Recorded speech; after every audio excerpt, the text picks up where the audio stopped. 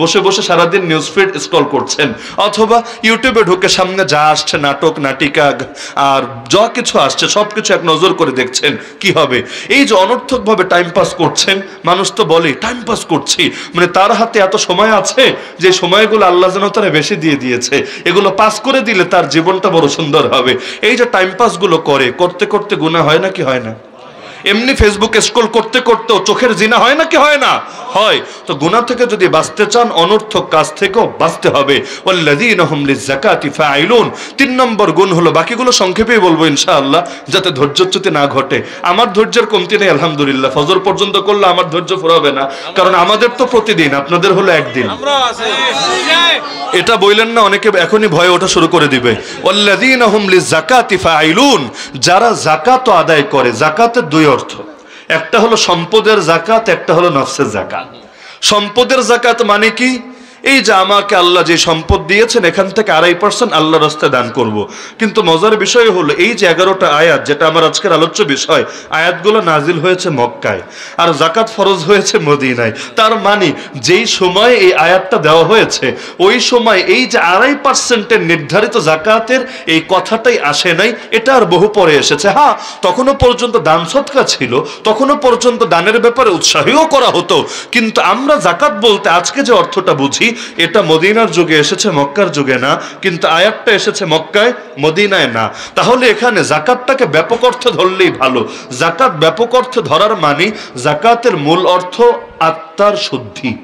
যাকাতুন নফস, যে আমি বললাম যে তারা নিজের নফসের যাকাত আদায় করে, তার মানে নিজের আত্মাকে পরিশুদ্ধ করে। আপনারা জানেন যারা আত্মাকে পরিশুদ্ধ করে না তারা বহু লাইনেই বহুভাবে শয়তানের ফাঁদে গিয়ে পড়ে।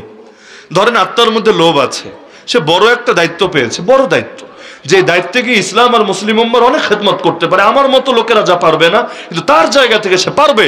তো মনের মধ্যে যদি লোভ থাকে, দেখা যাবে এক লোভী তাকে বরবাদ করে ছেড়েছে। ইসলাম আর মুসলিম উম্মাহর তো খেদমত করেই নাই, উল্টো টাকার লোভে নিজের ঈমানকে বিক্রি করে দিয়েছে। আল্লাহ নবী বলেছেন কিয়ামতের আগে এমন সময় আসবে, মানুষ সকালে মুমিন বিকালে কাফের, বিকালে মুমিন সকালে কাফের।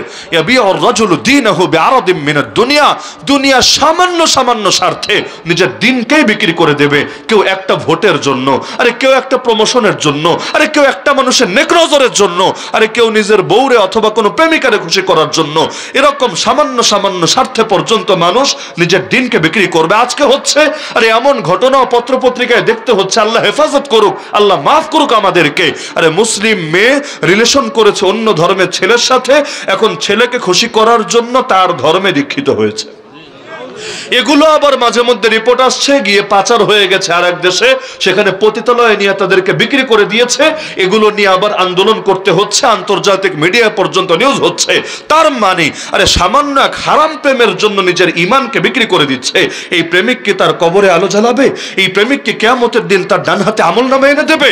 এই প্রেমিক কি তাকে কিয়ামতের দিন আরশের নিচে একটুখানি ছায়া দেবে? এই প্রেমিক কি মিজানে নেকের পাল্লা ভারী করে দেবে?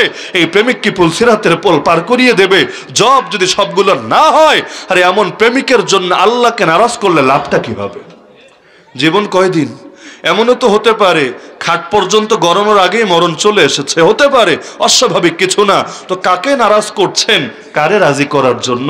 আরে আল্লাহকে যদি আপনি রাজি করেন আর এর জন্য যদি দুনিয়ার সবাইরা নারাজ করা লাগে, কোনো লস নাই, কোনো লস নাই। কারণ দুনিয়াতে সব নবীদের আদর্শ ছিল এটা, আল্লাহকে রাজি করেছে।